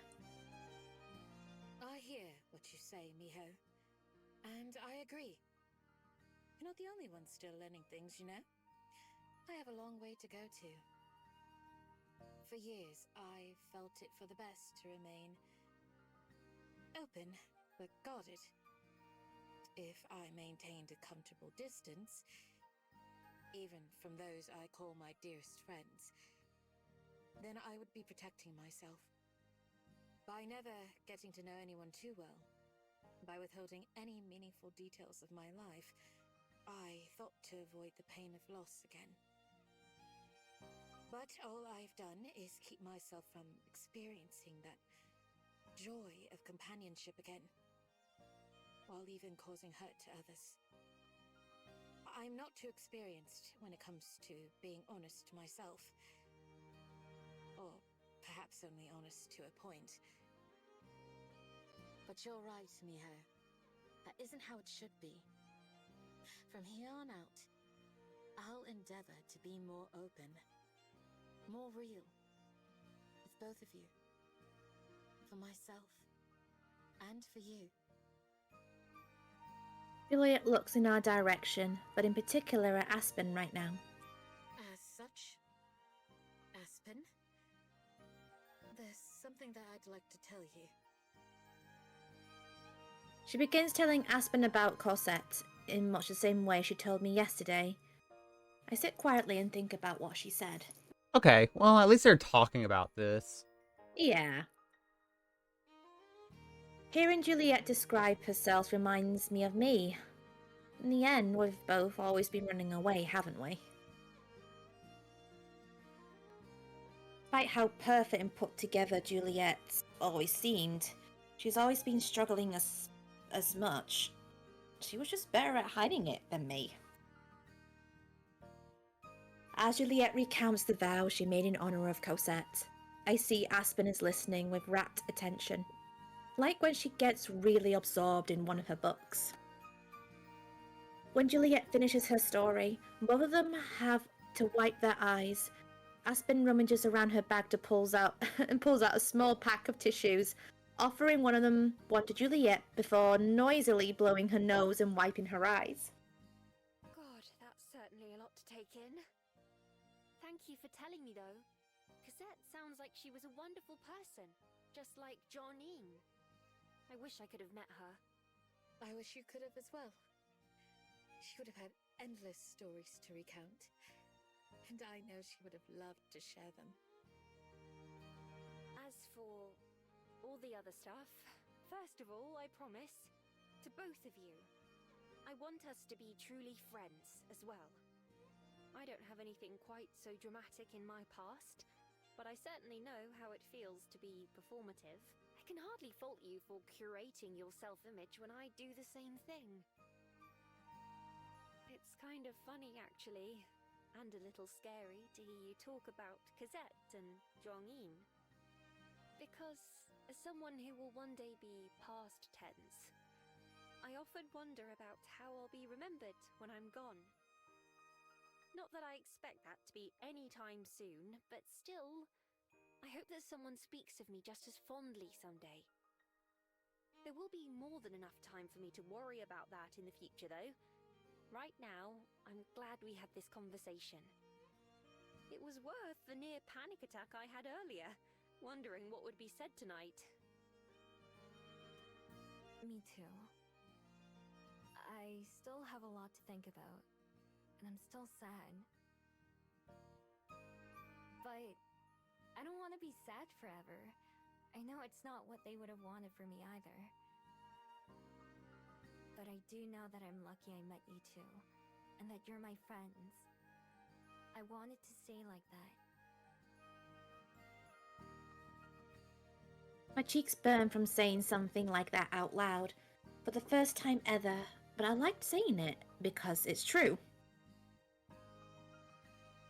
Although I'm already made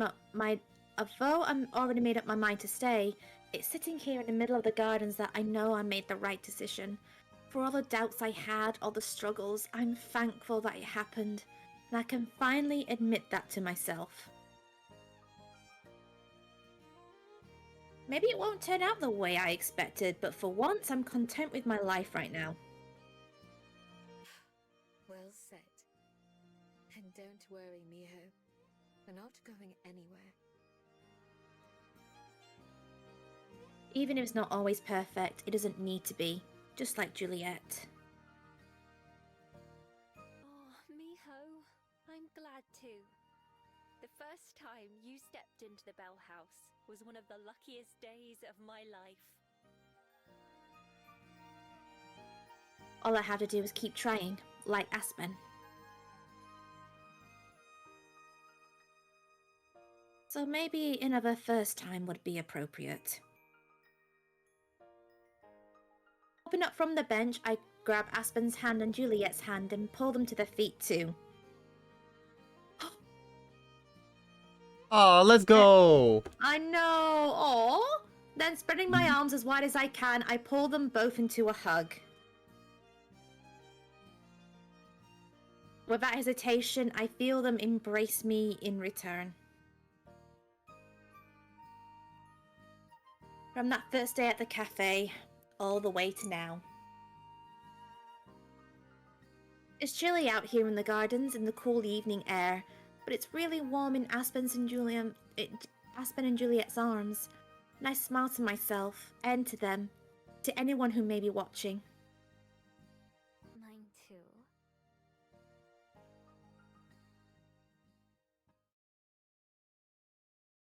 After spending a bit more time walking around the gardens last night, Juliet and I went back to the library and Aspen took a bus back to her apartment.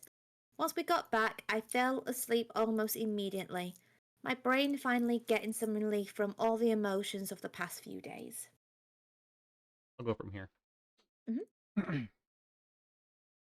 In the morning, once I go downstairs for breakfast, it's pleasantly familiar. Toast, eggs, and fruit like always, and conversations about books and work in Wellington. After cleaning up, but before Aspen departs, Juliet clears her throat. By the way, Aspen, I do believe this weekend is a special occasion. Am I correct? I had been trying to ignore that until now, but yes. Wait, what? What happens this weekend? This Friday is my birthday. A brutal reminder that, like we just discussed, time won't wait for me. Whoa! Humans have parties for that, right? Are you gonna have a party? No, I'm not turning 12. You can have a party still. How old are Yeah, you can have a party! Not 12? Parties were a thing you got to do your whole life. That's not fair that only 12-year-olds get to have them. It's not like that. They're just one of those things that you grow out of. Nah. Why? Why what? Why do you grow out of them? Her brow gets some more creases, like she's trying to explain this as much to herself as to me. It's just part of being an adult. You get older and older and you reach the real world and then you don't feel like having a party, I suppose. When you're young, it's exciting getting older because there's so much you can't do as a child. Once you're an adult, you realize that what you thought adult life would be like isn't real. So instead of being excited that there's cake and ice cream, you start worrying about how many calories are in each. Nah. I splurge. What's a calorie? Never mind. You know, Miho has a point. She does? I do! You're never too old to have fun, as you both went out of your way to remind me. 25 can be just as much a reason to celebrate as 5. I suppose you're right. For the record, I'm only turning 24. Thank you very much. Still, I'm not the partying type. Plus, I told my parents I'd go visit them this weekend. Just for a day, mind. I'll be back well before 24 hours have passed. That's wonderful. I'm sure they'll be overjoyed to see you. I'm sure they will be, at least for a little while. I still wouldn't want to stay for more than a weekend, even without Miho to keep in mind. Longer than that, and my mum and I would probably go crazy. I'm not leaving Welly until late Saturday evening, though. Would you mind going with me to the bus stop on that day, Miho? Just to be extra safe. Yeah, of course. Even without a party, would you let us treat you to dinner on Friday evening? We can go wherever you like. That would be nice, thank you. No gifts, though. It won't be a party. That's easy, because they wouldn't know what to get you anyway. Where do you want to go? I'm not sure yet, but I'll let you two know. Maybe you can come over on Friday evening, and we'll go from there. Come over? Where? To my apartment? I do have my own place to live, you know. And, well, it isn't anything special, but I felt I should at least let you two see it. Only if you want to. Of course I want to! I mean it, it's the definition of average. I'm not even sure if it can fit 3 people. I lived in a dirt hole for most of my life. I can handle anything. Good point. You'll feel right at home then. I'd love to come visit as well. Thank you for the invitation. Great. I'll clean up and make sure the cats are on their best behavior. It's been quite a while since we've had company. I can't wait! The three of us chit-chat for a little bit longer until it's time for us all to split up for the day. Miho, do you have any plans for the day? movie soon. Would you like to come with me? You're more than welcome to, Ooh. of course. Uh-oh. But I imagine it's rather late for you. Unfortunately so. I'll be up a while longer, but I wouldn't be able to make it through an entire movie. I hope that you enjoy it, though. I understand. Miho, it's fine if you don't want to come along, but the showing starts in an hour, so we'd need to leave soon. I prefer to get there before it's crowded. Oh, okay. So we Ooh, a finally first choice. get the choice of I guess this is where we go down the routes. Yeah. Okay. Do you have a coin? You know what? Let me pull up. All right, I'm gonna on stream doing this live. So heads, we go Aspen. Tails, Okay. we go Juliet. Okay. So in 3, 2, 1. One. It is heads. Woo! Okay, we're going with Aspen. We're gonna go with Aspen. Let's go. All right. Is there any way to save? Okay. Save. New slot.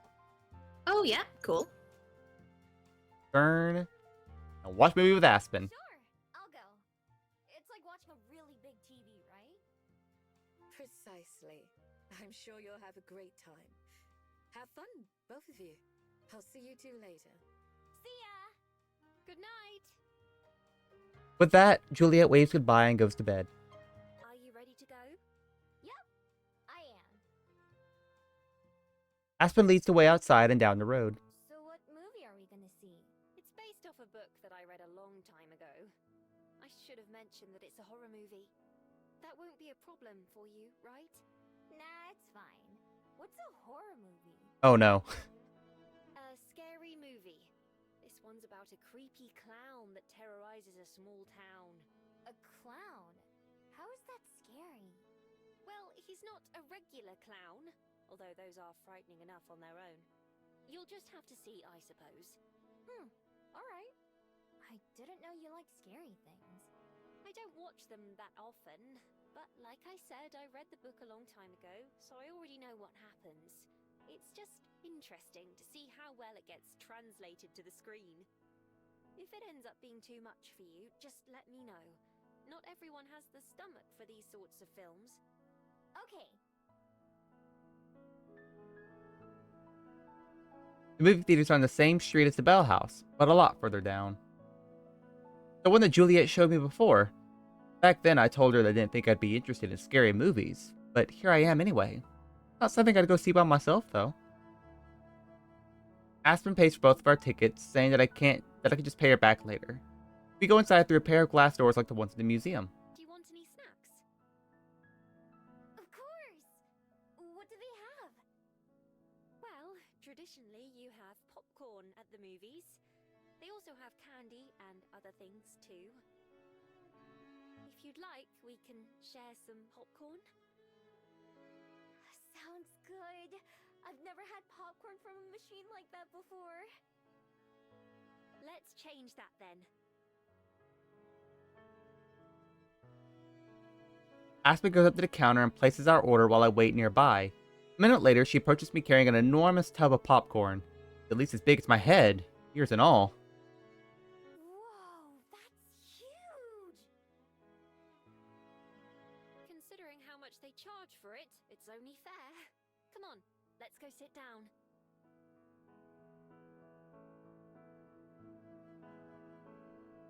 I follow her down a hallway and through another door, where I finally get my first look at a movie screen. Whoa, that's huge too! It makes my TV look like a toy in comparison. In fact, it's probably bigger than my entire room. We go up some stairs and sit down in one of the back rows, near the middle. Aspen holds the bucket of popcorn in her lap and grabs a handful, right as something starts to play on the screen. Immediately, my ears are assaulted by blaring music and booming speech. Now coming from all around, I instinctively cover my ears at first. Is it supposed to be this loud? I have to yell just to make myself heard. library. These are just previews for other movies that are coming out soon. But once the real thing starts, we're not supposed to talk. Although, it's not like there are many other people around that we'd be disturbing. She's right. We're the only people in the theater right now. This must be why she wanted to see the movie this early in the day. Eventually, I get used to the volume level. I grab a handful of popcorn from the bucket to munch on, and I'm surprised by how tasty it is. Whoa! This? I slap my other hand over my mouth to shut myself up, which makes Aspen laugh. Leans over to whisper. It's fine. We won't bother anyone. It's just good to know for the next time you see a movie. Oh. Okay. This is really good. We sit through a few minutes worth of previews before our movie finally begins. Aspen and I, mostly me, if I'm being honest, are almost halfway through the popcorn already. Movie gets right into the action. Within the first couple of minutes, the clown Aspen mentioned is already causing chaos. I thought clowns were supposed to be funny. Apparently this one didn't get the memo. I'm not bored, but I'm not exactly scared either. At one point, there's a loud bang as the evil clown jumps out of the darkness. Beside me, Aspen jumps in her seat, almost spilling the popcorn on the floor. Embarrassed, she wraps her arms tight around us so it doesn't happen again. The movie lasts a lot longer than I expected. By the time we leave, it's almost lunchtime. Well, I'm too full of popcorn to be hungry. Stepping out into the sunlight, I notice Aspen's face is pale, and she wipes her hands on her blouse. So, how did you like it? It was alright. I don't think I was ever very scared though. That's good. I thought I would be okay since I knew what was going to happen, but it startled me a few times. Yeah, I noticed. At one point, she was even covering her eyes. Well, there's a reason I don't watch those types of movies very often. I'm glad you had a nice time, though. Yeah, thanks for inviting me. Maybe next time we can see something that's easier to watch. Finally, Aspen manages a smile. Yes, I'd like that. Okay, where would you like to go? Oh, okay. There's no plots going on. So, let's go to the Bell House Cafe. I'll let you read from I here. I like the cafe. Something feels weird in the Bell House today, but I can't quite put my finger on it. What could it be? Did they redecorate? Is there someone watching me? Is there a gas leak? Wait, I think I got it. All the other patrons are reading books. Like proper paper books, not just fake books from the computers. Oi. That is webcomics. The covers are all in the same style, so it occurs to me that maybe these are all students doing assigned readings or cramming for a test. Phew, I'm so glad I don't have to go to school. It has been 12 years since I've last been to university. I'm old. Still, though. Oh, that was it. Oh, that was it. Okay. It's been 84 years since I've last been to university. I'm old. Well, shit. I don't know where to go next. Mount Victoria. We're getting our steps in. Sometimes I come up to the observatory just to enjoy the air. Sometimes about being high up makes the air smell so good. Up here is crisp, salty, a little bit like wet dirt and concrete. It reminds me of so many different places I've been before, and yet it's also completely unique to Wellington. I feel like I'll always remember the smell. God, Okay, Aspen's home. Well, we can only go to Aspen's home. Oh, okay.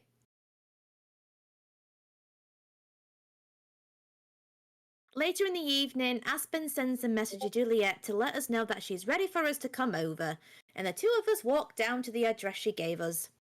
Juliet leads the way, of course, since I don't know many of the streets by name. We eventually arrive at the unremarkable-looking apartment building, a few stories tall and without many decorations up front. This is the place. I believe she's on the ground floor. Not too far away, one of the dog's doors swing open and Aspen pokes her head out to wave us over. Miho, Juliet, over here. Aspen! She holds the door open with one hand while pushing something away with her feet. No! Stay back, you two. The life of a cat owner, though. Absolutely. I freeze halfway to where she is. What's wrong? I said, no, not you, Miho. I'm talking to the cats.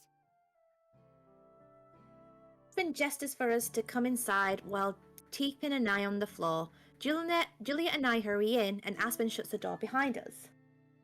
Well, ta-da! Or something. Whoa!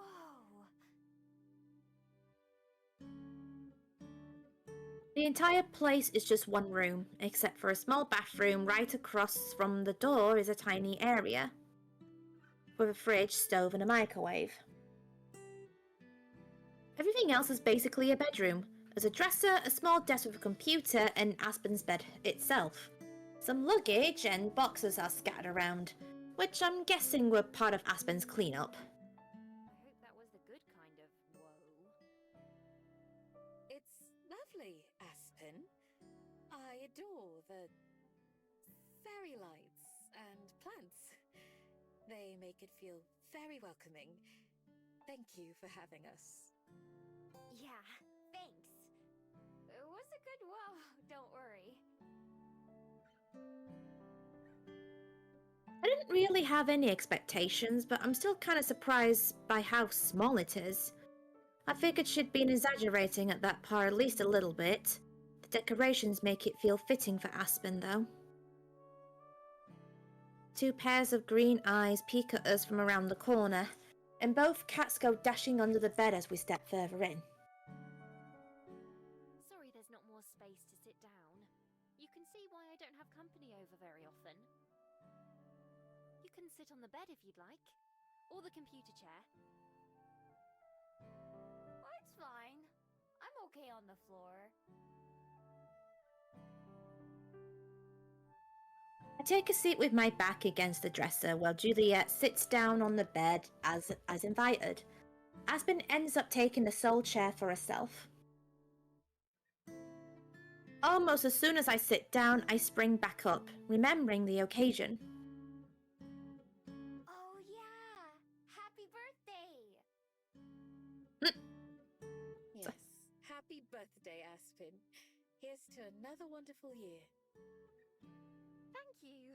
This year has been pretty good, I must say. Narrowing my eyes, I inspect Aspen, who notices and frowns at me. Can I help you? You don't look any older. Okay. I'm glad to hear that. It doesn't just happen overnight on your birthday, though.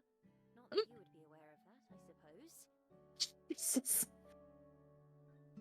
That's weird. You don't look any older when you turn this age. Are you hungry?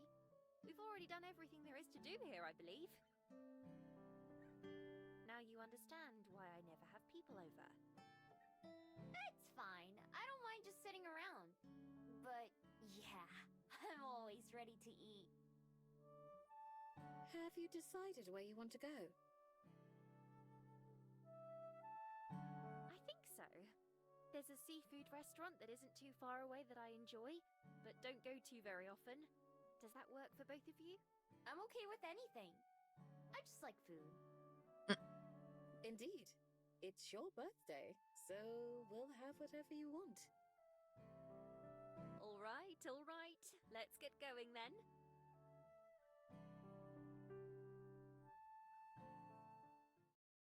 The restaurant is a bit of a walk from Aspen's apartment, but it's a nice day, so I don't mind. We end up at the pier not too far from the museum I visited. Not a very big place, but it's bigger than the Bell House. Half of it juts out over the ocean itself.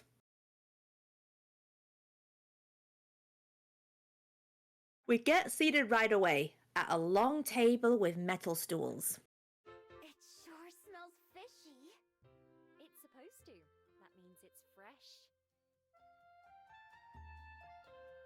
Our waiter brings 3 menus, setting one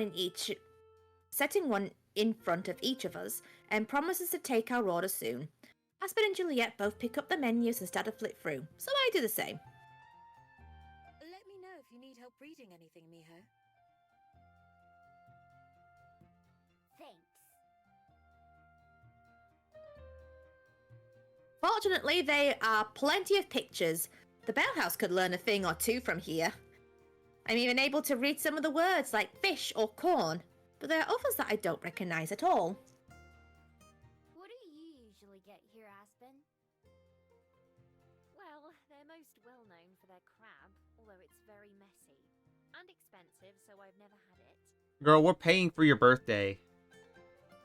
Girl, please. I usually get the clam chowder or fish and chips if I want to hate myself later. Oh. What's chowder? It's like a thick Oh. soup. Oh. Mm. Isn't it hard to eat clams? I've tried before, but I couldn't get past the shells. They do that for you. No shells involved. Whoa! That's nice of them. I'm sure they'd be glad to hear that. Is there something you usually order when you go out to eat? Oh, I've never been to a restaurant before. Unless you count the Bell House. Well, not as a paying customer, at least. But I know how they work because I've seen them on TV. I hope you enjoy your first time then. I will. Both of you, feel free to order whatever you'd like. Don't worry about the price. Don't worry, I wasn't. Come on, Aspen, treat yourself to that fucking crab. Please, just treat yourself, Please. girl. Please do. A nearby door swings open, and for a second I can see into the kitchen as another waiter comes out carrying a big bucket. A number of spiny claws and legs poke out of it. Wait. Is that... They take the bucket to another table and set it down, along with a big pile of napkins. The crab? Yes. Ayo.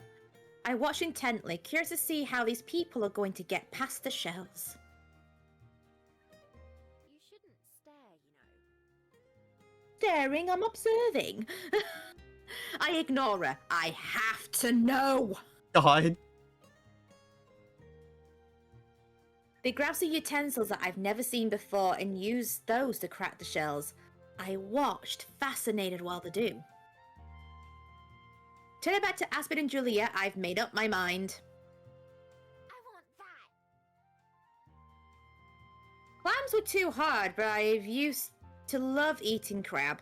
It's been a long, long time since I've had it, though. Juliet's like, okay, I can afford both of my wives' girl dinner. Yep. It would be nice to try at least once. Sounds like it's settled then. Our waiter shows back up, a few glasses of water in hand, and Juliet orders for all of us. The waiter takes the menus back, saying our food should be out before too long. I sip my water and look around, enjoying the new experience. Have you ever been here before, Juliet?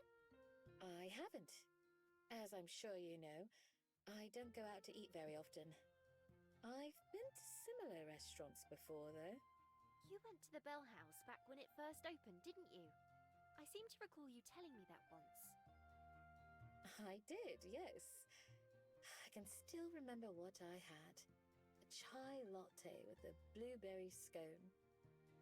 Were you working there yet? Oh no, it was a few years before I came to Welly. Although, Regina, my boss, wants to expand. There's going to be a second location opening in a couple months. She asked me if I would consider being store manager. Oh, congratulations! That's quite the honor. You'd get to run the whole place? I would still be working for her, but otherwise, yes. I haven't decided if I want to do it or not, though. It would be a lot more work and responsibility, obviously. It would take up much more of my time, too. I'm not sure if I want to put myself through that. That's understandable. I do think you'd be well suited for it, though. Yeah, you already do a lot at the other Bell House. Thanks. Yes, it is tempting. I told her I'll think about it and give her an answer by the end of next month. The building it'll be in is already a coffee shop, so it won't take too long to convert. It all depends on some other things, really. Like what? Well, for one, I'd been thinking about keeping this a secret until I hear back, but I finally finished a draft of my manuscript. Let's go. Hey, let's go. To a few publishers to see what they think. Ooh. Congratulations, Aspen. That's a stunning achievement. Yeah! What are you gonna do with all your free time now? Thank you. That's a good question. I'm sure I'll spend plenty of it worrying. That's a mood. Other than that, I will need to find some new ways to fill my day. If all goes well, then I won't have time to help out at the new store. I'm getting rather ahead of myself, though. It's only been a little over a week since I submitted it. Oh. I hope it works out for you. Me too. We sit and talk about the usual stuff for maybe 15 or 20 minutes before our waiter comes out of the kitchen, carrying a giant bucket like the one we saw earlier. And I gasp in awe as they place it on the table before us with a flourish, giving a stack of napkins and tools like the other group. Well, let's not just stare. Dig in! Crabs! Now where to start? God, I can go for some crab right now. I never had crab before. I grab one of the pieces closest to me. It's so hot, I dropped it on my plate. Aspen does the same thing with a yelp of pain. Juliet, on the other hand, seems totally unbothered as she calmly claims a portion for herself. Leaning in close, I blow on my food to try and cool it down. While I do, I watch Juliet to observe how she does it. She smiles when she notices me watching and turns her hands to give me a better view as she uses the tools to crack the shell and get to the meat. Aspen seems to know what she's doing too. Once it's cool enough for her to handle, now I just need to give it a try. I tried to mimic what I saw Juliet do, and after a moment of squeezing really hard, it finally works. That was a lot easier than trying to use my own claws. I should hope so. I pile it onto my fork and take a big bite, finally getting to enjoy my prize. I feel my eyes go wide with how good it is. Enjoying it? Yeah.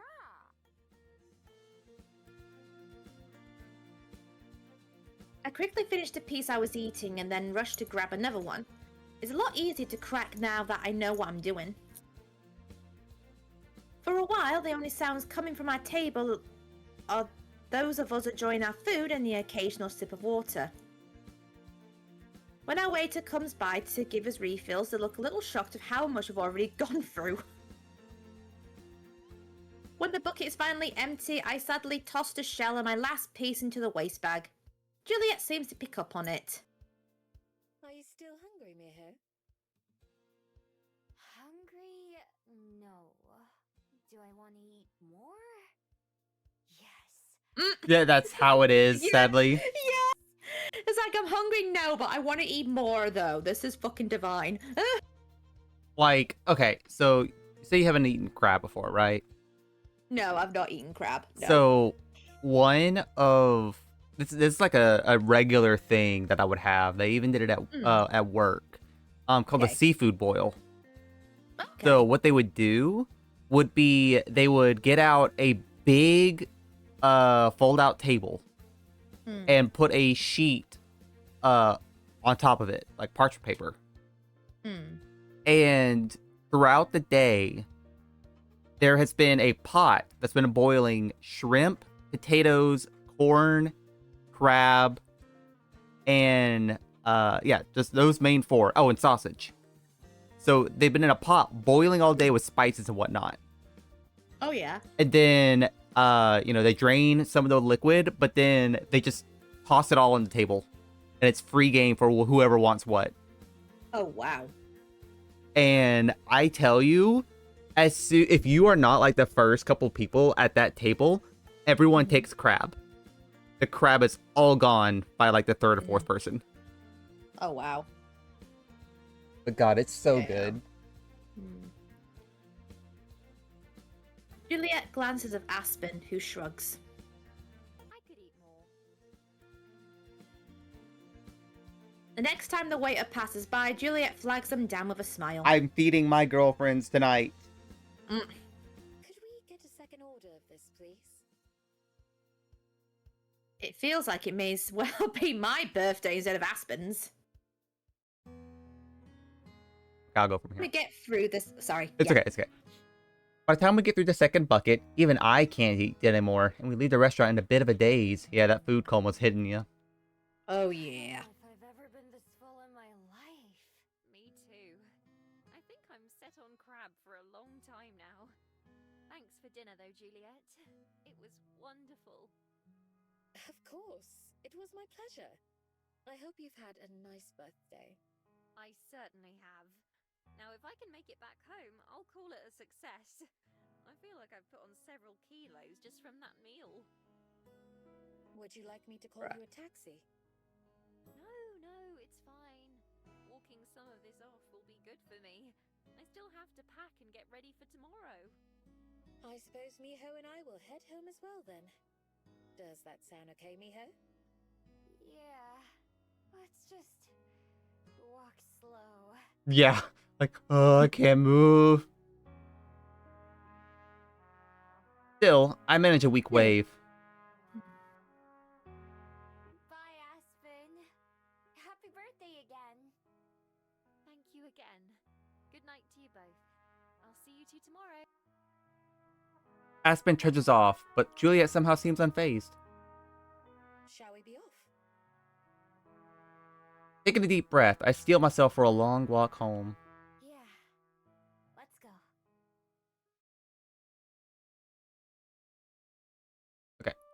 I'm gonna call it there. Yeah, okay. We're still in chapter 3. Yeah, no, chapter 3 is taking so long. We got through chapters 1 and 2 so quickly. I know. Alright, so I don't want to save over day 7. Day 7 was the choice. So we'll make Yes. save 1 the Aspen save. Yes. Cool. Okay. Alright, well, thank you so much for reading along with me today again. Yay. Yay. Thank you so much for having me here. Yeah. Let me find Yay. somebody to raid real fast.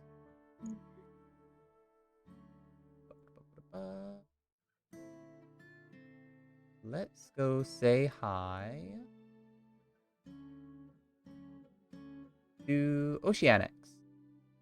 Ooh. They're doing a just chatting stream. If I'm not mistaken, they managed to get enough to start applying for bottom surgery. Oh, that's amazing. I've heard that too. Oceanics. Amazing for them. Oh, that is not Oceanics. Whoops. That would have been Nope. bad. Okay, yeah, they're just about to start, so perfect. Ooh, lovely. Grade. There we go.